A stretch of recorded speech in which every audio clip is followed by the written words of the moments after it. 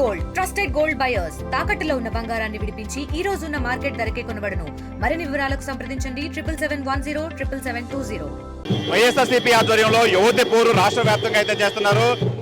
కూటమి ప్రభుత్వం యువకులను అన్యాయం చేసింది, 20 లక్షల ఉద్యోగాలు ఇస్తానని చెప్పి మోసం చేసింది అనే నేపథ్యంలో యువతి పోరు యువకులకి న్యాయం జరిగేంత వరకు మేము పోరాటం చేస్తామని చెప్పి వైఎస్ఆర్సీపీ శ్రేణులు అయితే పెద్ద ఎత్తున రాష్ట్ర వ్యాప్తంగా అయితే ఇవాళ నిరసన వ్యక్తం చేస్తున్నారు. మనతో పాటు విశాఖ ఎమ్మెల్సీ వరూది కళ్యాణి మనతో పాటు ఉన్నారు. మేడం చెప్పండి, యువతి పోరు ఏం చెప్తారు మీరు?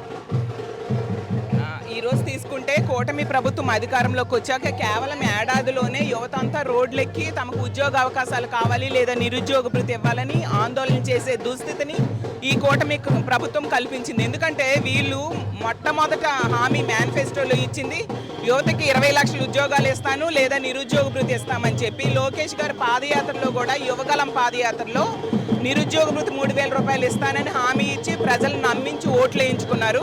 పవన్ కళ్యాణ్ గారు చెప్పారు ప్రతి నియోజకవర్గానికి 500 మందికి ఒక్కొక్కరికి 10 లక్షల చొప్పున ఉపాధి అవకాశం స్వయం ఉపాధికి ప్రభుత్వం నుంచి మంజూరు చేస్తామని చెప్పి అతని సొంత నియోజకవర్గమైన పిఠాపురంలో అయినా మంజూరు చేశారా అని నేను అడుగుతూ ఉన్నాను. ఈరోజు ఒక్క ఉద్యోగం భర్తీ చేయలేదు. గతంలో జగన్మోహన్ రెడ్డి గారు తీసుకుంటే కేవలం మొదటి ఏడాదిలోనే 1,25,000 శాశ్వత ఉద్యోగాలు భర్తీ చేసిన పరిస్థితి మనం చూసాము.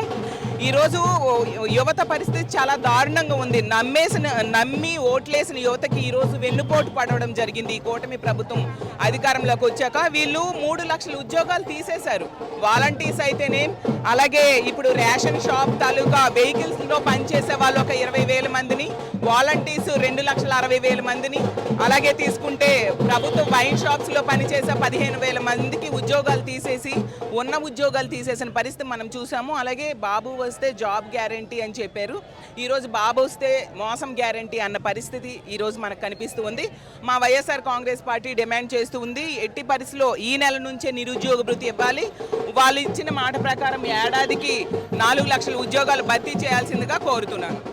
ప్రధానంగా మనం చూసుకోవచ్చు, యువత పోరు నేపథ్యంలో మొత్తం అనేక రాష్ట్ర వ్యాప్తంగా నిరసనలు అయితే వ్యక్తం చేస్తున్నారు. ఈ నేపథ్యంలో పవన్ కళ్యాణ్ ఇచ్చిన హామీ నిలబెట్టుకోవాలి. నిజంగా బాబు వస్తే జాబ్ గ్యారంటీ అన్నారు, కానీ ఇప్పుడు బాబు వస్తే అన్యాయం గ్యారంటీ అని చెప్పి వీళ్ళు ఎద్దేవా చేస్తున్నారు. ఏదేమైనా యువతకి మేలు చేయాలని చెప్పి కూటమి ప్రభుత్వం అయితే వీళ్ళు నిలదీస్తున్నారు. కెమెరామెన్ రావుల్ కుమార్తో శివరామకృష్ణ, RTV, విశాఖపట్నం నుంచి.